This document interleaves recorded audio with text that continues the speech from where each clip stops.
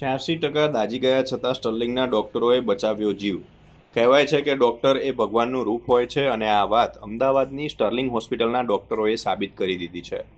રાજસ્થાનના એક માસૂમ બાળક માટે ગેસ ગીઝરનો બ્લાસ્ટ કાળ બનીને આવ્યો હતો. 86% શરીર દાઝી ગયું હતું અને બચવાની આશા માત્ર 15% જેટલી હતી. પણ હિંમત ન હારતા ડોક્ટર વિજય ભાટિયા અને તેમની ટીમે દિવસ રાત એક કરીને આ બાળકને મોતના મુખમાંથી ખેંચી લાવ્યા છે.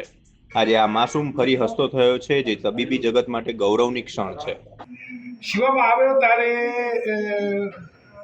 એક અહીંનો સ્ટાફ છે ઉદયપુરમાં, હી વોઝ વેરી હોપફુલ કે આ બચી જશે અને હી ઇન્સિસ્ટેડ કે તમે ટ્રીટ કરો. મેં એને ફોન પર કીધું કે 90% ત્યાં ડાયગ્નોઝ થયું હતું. મેં કીધું 90% તને બી ખબર છે, વિષ્ણુ નામ છે એનું, કે વિષ્ણુ તને બી ખબર છે કે બહુ મુશ્કેલ હોય છે. મને કે સાહેબ જો હોના હોગા આપકે હાથ સે હોના है. મેં ઠીક है तो भेज दो. રાત્રે 12 વાગે આવ્યો અને અત્યારે he is full of life. તમે શું ટ્રીટમેન્ટ આપી સર? ટ્રીટમેન્ટમાં મારું રોલ જે હતું એ બહુ સ્પેસિફિક હતું કે ડાયગ્નોઝ કરવું, કેટલી ડેપ્થ છે અને એની યોગ્ય ટ્રીટમેન્ટ. સ્ટર્લિંગમાં શું શું અવેલેબલ છે અને શું ફાયદાકારક થયું એના માટે? જો હું આનું છે ને એક જ લાઈનમાં આન્સર આપું છું. એક વખત એડમિનિસ્ટ્રેટરે મને પૂછ્યું હતું, nothing is more successful than success. હવે પેશન્ટને રિઝલ્ટ મળે છે, હવે આપણે બીજું કંઈ એડ કે કરવાની જરૂર નથી. જે છે ધ બેસ્ટ ઇઝ ડેડિકેશન. અમારો ઓટીના સ્ટાફની ડ્યુટી બી એ રીતે ગોઠવાતી હતી કે જે લોકો બર્ન્સની અંદર વેલ વર્સ્ડ હોય, એ જ બ્રધરને, એ જ સિસ્ટરને અમે ડ્રેસિંગ ટાઈમે બોલાવો. હવે શિવમને શું ધ્યાન રાખવું પડશે? કશું જ નહીં, બસ એક વખત સૌથી મોટી વસ્તુ છે કે એને જે આ ટ્રોમા થયો છે એ ભૂલવું પડશે. बर्न पेशेंट को मैनेज करना अपने आप में एक चैलेंज. ये पेशेंट अराउंड 86% बर्न का आया. We have lot of supportive measures to do this for this patient, particularly preventing infection.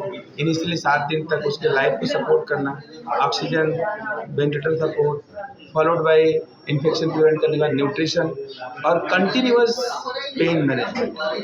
मतलब पेशेंट जिस दिन से हॉस्पिटल में एंटर हुआ और आज तक पेन के नाम पे उसको जीरो है, जो बहुत इंपॉर्टेंट है पेशेंट के लिए. Apart from that, very good plastic surgery. There are plastic surgery, but plastic surgery इतनी इंपॉर्टेंट है कि मुझे अगर रात के 12 बजे पेशेंट को इन्फेक्शन लग रहा है तो ओटी में ले जाके वो इन्फेक्शन को निकाल देंगे. और वो बार बार करना पड़ता है, एक बार ओटी से नहीं होता. कई बार 12 घंटे में ओटी ले जाना पड़ता है, कई बार रात के 2 बजे ओटी में ले जाना पड़ता है. तो हम खुद ये नहीं देखें कि रात या दिन है, जब जरूरत हुई तब प्लास्टिक सर्जरी का ओपन है. तो एक जो कंप्रिहेंसिव एक टीम अप्रोच थी एनेस्थीसिया का, इसकी एनेस्थीसिया भी अलग होती है, रूटीन एनेस्थीसिया इसको नहीं दे सकते. इनको हमें इंटुबेशन अवॉइड करना पड़ता है कि गले पे नली न डालनी पड़े. तो ये सब चीज़ें करके मतलब it is like miraculous recovery where lot of teamwork has helped. And everybody has given time, not only time, efforts, but even financially, because the intention was that this boy should survive. We don't want 10 or 20-year-old kids die for any reason. So that was the intention, basically.